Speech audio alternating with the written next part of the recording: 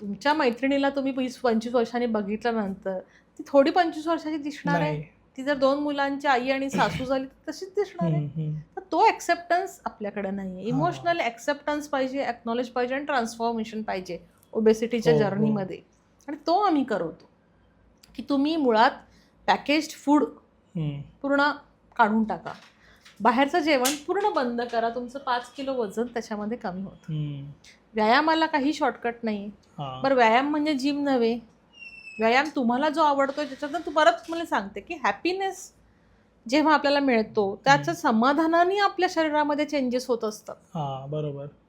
आपण ऑफिसमधनं दमून येणार आणि मग आपण ट्रेडमिलवरती बडवणार, त्याचा उपयोग नाही आहे. कारण शरीराचं एक सायकल आहे नॅचरल.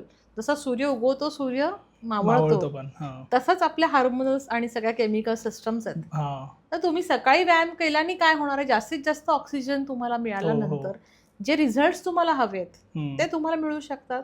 करेक्ट. दुसरं, तुम्हाला ब्रेक द फास्ट म्हटलंय म्हणून ब्रेकफास्ट हा आपला इम्पॉर्टंट मील आहे दिवसभरातलं. तुम्ही 8-10 तास उपाशी असता झोपल्यानंतर. जर तुम्ही 10-10:30 झोपत असाल तर 2ला झोपत असाल तर नाही. पण त्याच्यामुळे तुम्ही सकाळी जे खाता ते फार इम्पॉर्टंट आहे. लोक बिस्किट आणि चहा हे ब्रेकफास्ट म्हणून खातात.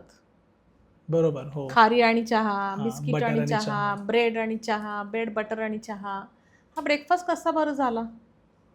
मी म्हणते ते काहीच शक्य नसेल तर पोळी भाजी खा. बरोबर. काहीतरी प्रोटीन असू देत तुमच्या ह्याच्यामध्ये ब्रेकफास्टला. दूध असू देत, जे घरामध्ये आपल्या असतं. कॉर्नफ्लेक्स, ओट्स आणि हे आपले पदार्थच नव्हेत. आपल्या घरामध्ये पूर्वी तुम्ही 18 वर्षापर्यंत तुम्ही जे खाल्लंय ते तुमचं ब्रेकफास्ट स्टेपल फूड आहे, तेच खायचं.